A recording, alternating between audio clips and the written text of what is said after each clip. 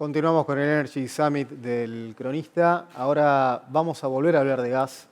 Estamos con Ricardo Ferreiro. Ricardo es presidente de Gas y Power y Desarrollo de Negocios y Comercial de Tecpetrol. Tecpetrol es uno de los principales players de lo que es Vaca Muerta hoy, a punto tal que explota el yacimiento Fortín de Gas, que es el mayor yacimiento de gas no solo de la formación, sino de todo el país. Muchas gracias, Ricardo, por estar con nosotros. Y arranco como disparador y nos contás y nos explicás por qué se llegó a eso. Ustedes alcanzaron un pico de producción, un volumen histórico de producción de gas en Vaca Muerta. Correcto. Bueno, muchas gracias, Han. Muchas gracias, el cronista, por la oportunidad. Efectivamente, el yacimiento Fortín de Piedra, ubicado en Vaca Muerta, batió este 24 de agosto el récord de 24 millones de metros cúbicos de producción en el día. Para poner esto en contexto y después les hablo un poquitito de la historia, 24 millones de metros cúbicos es el 18% de la producción nacional. Es el 60 y pico % del total de producción de Bolivia hoy. Fortín de Piedra tiene el 1.6, 1.7% de la superficie total de Vaca Muerta. Esto lo cuento para tener presente la potencialidad, digamos, de Vaca Muerta, lo que vamos a hablar un poco más adelante. Si lo miramos en términos de producción de gas de invierno, estamos hablando de cerca de Vaca Muerta exclusivamente, cerca del 32% de la producción de Vaca Muerta. Fortín de Piedra inició operaciones en el 2017, desde cero, y en el transcurso de 18 meses construyó la planta y llevó la producción a 17 millones de metros cúbicos con una inversión de 1.800 millones de dólares. A la fecha hoy, en Fortín de Piedra se llevan invertido cerca de 3.500 millones de dólares para alcanzar este hito del 24 de agosto de 24 millones de metros cúbicos. Y creo que ha sido Fortín de Piedra en el gas lo que otros campos como Loma Campana, etcétera, lo han sido para el petróleo, es en el sentido de mostrar de una manera contundente, fehaciente, el potencial de Vaca Muerta en cuanto a gas y impulsar todo este desarrollo que está habiendo, que se está haciendo hoy en conjunto con varias operadoras, la expansión de los gasoductos, el gasoducto del GNK, la reversión del norte, de lo que podemos hablar un poquitito de todo lo que se viene, digamos, para incrementar sustancialmente. Y me gustaría ponerlo en términos, no es solo la contribución del gas, por supuesto, también lo es la del petróleo, pero justo estábamos repasando números esta mañana y este año la balanza energética va a cerrar aproximadamente en cero. No sé si 200 millones negativos, 200 millones positivos, pero por ahí el año pasado el déficit de la balanza energética fue del orden de los 4.500 millones de dólares. El año que viene se espera un superávit que veremos si es de 3.000, 3.500, 4.000, pero lo que quiero destacar con esto, estamos en un año bisagra. O sea, gracias a el potencial de Vaca Muerta, el desarrollo, los oleoductos, los gasoductos, el crecimiento en general, ya el tema energético empieza a funcionar como un viento de cola favorable para una Argentina que con las condiciones adecuadas puede ser muy importante el apoyo de este desarrollo. Decías un año bisagra. ¿Qué otros, o mejor dicho, en qué punto del desarrollo estamos? Digamos, ¿cuánto más puede dar la formación? ¿Y qué es lo que hay que hacer como para poder seguir aprovechando todo ese potencial? Bien, la formación puede dar mucho. Si miramos los datos oficiales de la agencia americana, estamos hablando de 300 TCF de reservas. Para que tengamos una idea, hoy Argentina está consumiendo de producción de gas 1,5 TCF, 1,7 TCF, perdón, de un total de 300. Esto significa que tenemos gas para cualquier cantidad de años. En cuanto a temas de gas, el próximo paso es la exportación regional, y vamos a hablar ahora de la reversión del gasoducto norte y los posibles mercados de Chile y Brasil, y por supuesto el paso más importante y más ambicioso es los proyectos de gas licuado de GNL que nos van a poder permitir acceder con el gas que conecta con otro tema, el gas como energía de transición para reemplazo de carbón en el mundo, etcétera, que es una oportunidad muy grande. En cuanto a petróleo también, los estudios que se están desarrollando en la Cámara de Petróleo, la CEP, la Cámara de Productores, Producción y Exploración de Hidrocarburos, permiten visualizar que con las condiciones adecuadas hacia adelante de Argentina, macroeconomía, regulación, reglas de juegos claras, acceso al crédito, etcétera, etcétera, se podría alcanzar un potencial de producción de petróleo país de entre 1.2 a 1.5 millones de barriles, con una franca saldo exportador. En gas podríamos llegar, estoy hablando cifras 2030, perdón, en temas de gas llegar a 220, 240 millones de metros cúbicos, también con un pequeño proyecto de gas licuado más la exportación regional. Entonces, claramente, el panorama, la potencialidad de Vaca Muerta está manifiesta.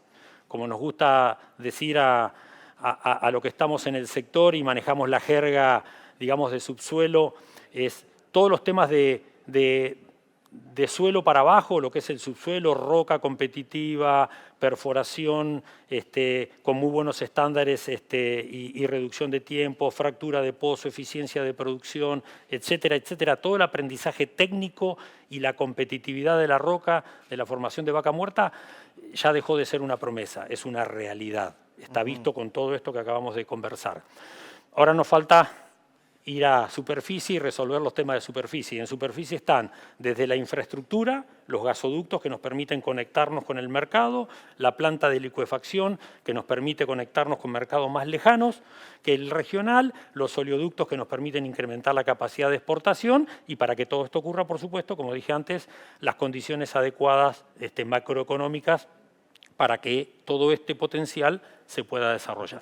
Ahí ya se dio un primer paso, que fue el gasoducto Néstor Kirchner, que ya está operativo en su primer plano. ¿Cuál debería ser el siguiente o lo inmediato? Hablabas del potencial de exportación a Chile, Bolivia, Brasil. Digo, si estuviésemos tenido esta charla hace 10 años, hablar de exportarle gas a Bolivia era una locura. Sí, correcto. Buen punto el que tocas. Hace un tiempo desde la industria veníamos insistiendo fuertemente en la preocupación por el tema de Bolivia. Nosotros particularmente como Tecpetrol tenemos presencia en la cuenca de Aguarahue, somos operadores ahí del área de Aguarahue, tenemos participación también en Bolivia, conocemos la cuenca y advertíamos, más allá de los números digamos que eran públicos, el riesgo y la declinación de la producción de Bolivia y el desabasto que eso podía generar en el mercado argentino, cosa que está a puertas de ocurrir el año que viene. Eso, digamos, junto, creo yo, a otras cuestiones externas, pero que en su momento pudieron ayudar a tomar decisiones, como fue el alto precio del gas, la guerra, la invasión de Rusia a Ucrania, etcétera, etcétera, disparó un montón de acciones concretas, como la construcción del gasoducto, la reversión del norte, que nos ponen en la senda correcta del desarrollo. Ya se anunció, ya está listo el gasoducto GNK, ya está lleno, transportando los 11 millones de metros cúbicos. Están en construcción las plantas compresoras que van a permitir llevarlo a 22 millones de metros cúbicos. Y la etapa inmediata necesaria ya fue anunciada, ya está en curso la licitación, que es el primer tramo de reversión del norte. ¿Qué significa la reversión del norte?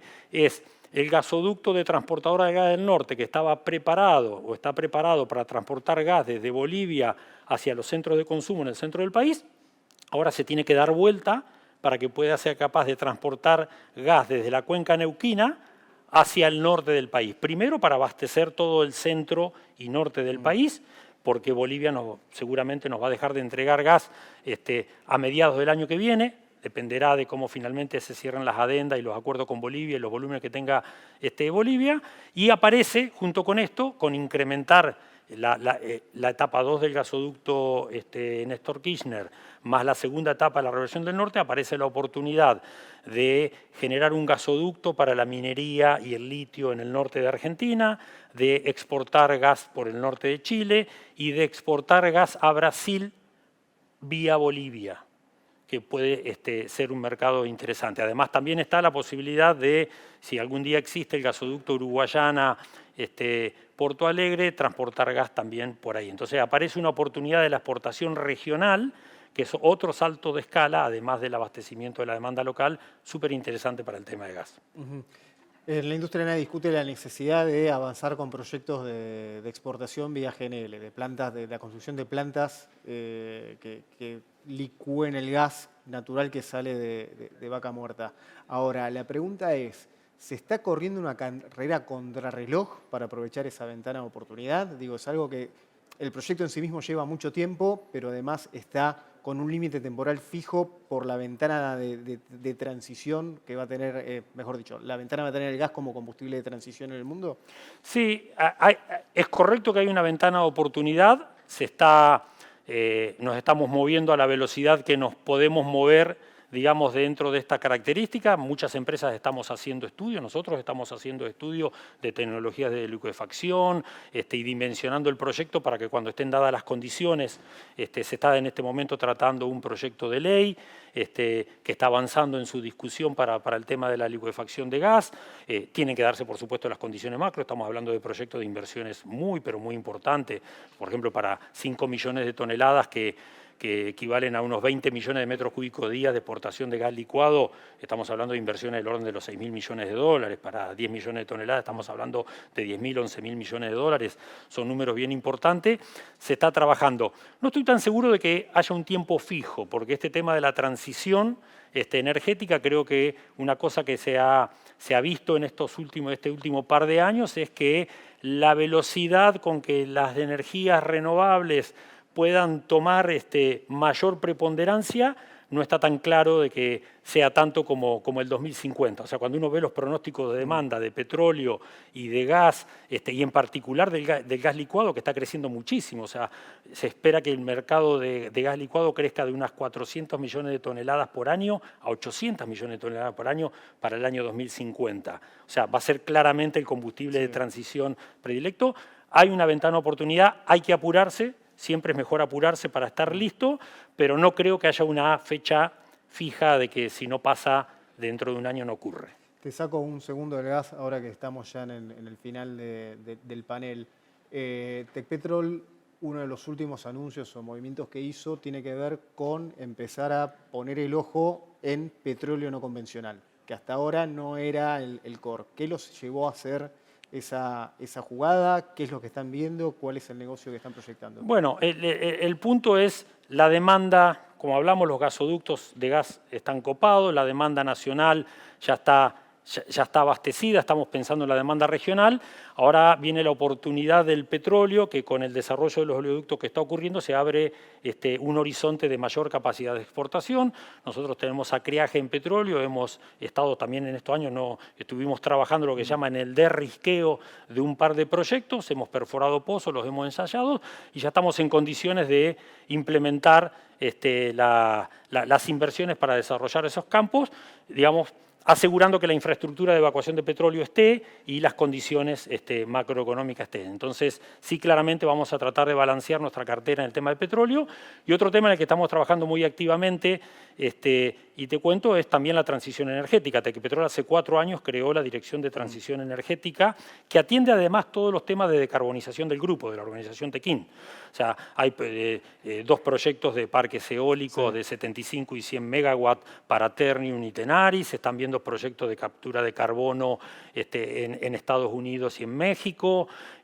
Hay un fondo de inversión a riesgo que tiene previsto un fondo de 150 millones de dólares que ya está en marcha y ha participado analizado más de 900 proyectos, creo, o 100, perdón, e invertido en cerca de 30 proyectos de todo tipo de tecnologías de riesgo, mirando la transición energética hacia adelante. Estamos en el tema del litio, o sea, porque lo importante de entender acá es que la transición está ocurriendo, va a ocurrir, pero se necesita de las dos. O sea, no hay una verdadera competencia inmediata, se necesita de las dos para poder satisfacer la demanda energética hacia adelante del mundo. Muy bien, estamos ya en tiempo cumplido. Ricardo, muchas gracias por estar con nosotros compartiendo toda esta información y tu visión sobre un momento que es clave para la industria energética nacional dentro del contexto global. Fue Ricardo Ferreiro, presidente de Gas y Power de Desarrollo de Negocios y Comercial de Tecpetrol. Ahora la última pausa y ya entramos en el final de este Energy Summit del Cronista.